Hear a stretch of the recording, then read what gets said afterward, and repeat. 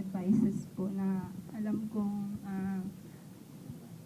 makakatulong po sa aming relasyon po. Yun po, sabi ko naman po sa kanya,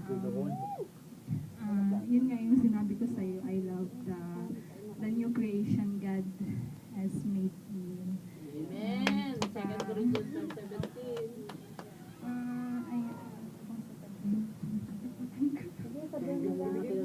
Ang kape, day, ang kape, day. Message mo basta, I love you beyond words na ma-express. Kilig naman, Min! Kilig ka naman! Salamat po. Ala, wala ka eh. You miss one, how about your life? Tingnan mo na lang dito sa Response ka naman. Una-una sa lahat. Isa pa rin yung sa pinanghawakan ko na verse nung nagpe-pray ako, yung Proverbs 31. Chapter 31 verse 30. Sabi doon na charming is fleeting, heart is deceptive, but the woman who fears the Lord is the one who to be praised. Siya yun na may takot siya sa Diyos. Yun lang yung requirements ko. Sabi niya, ang taas daw ng standard ko sa babae. Kaya parang taray-taray ko daw sa babae. Sabi ko sa kanya, mataas naman talaga standard ko sa babae kasi ang standard ko talaga yung may takot sa Diyos. Dahil una sa lahat, kapag Christian ang iyong napangasawa, maunawaan niya yung lahat na kakulangan mo. Kapag you have something in common, lalo na sa paglilingkod sa Panginoon, at siya yung inuna mo, ang Diyos ang inuna mo sa isang relasyon, walang question sa isang relasyon. Walang failure. Dun, kaya sabi ko sa kanya, tama din sabi niya sa akin, I love you. I love Jesus more than you. And sabi ko din sa kanya, yun din yung sasabihin ko sa kanya, na pag tungkol sa Panginoon, mas mahal ko ang Panginoon kaysa sa kanya. At parehas kami nagka-match doon. At yun naman talaga ang dapat. Na saka parehas pati kaming lumalago na nag-aaral kami, talagang nakikita ko na walang hadlang.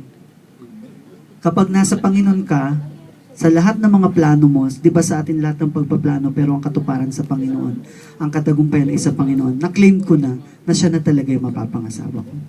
Siya na yung asawa ko. At hangad ko din sa dalangin ko din sa bawat isa na sa araw na kami ay mag-iisang dibdib, lahat ay involved. Lahat na, kasi ito bunga ito ng talagang dibdibang mga panalangin.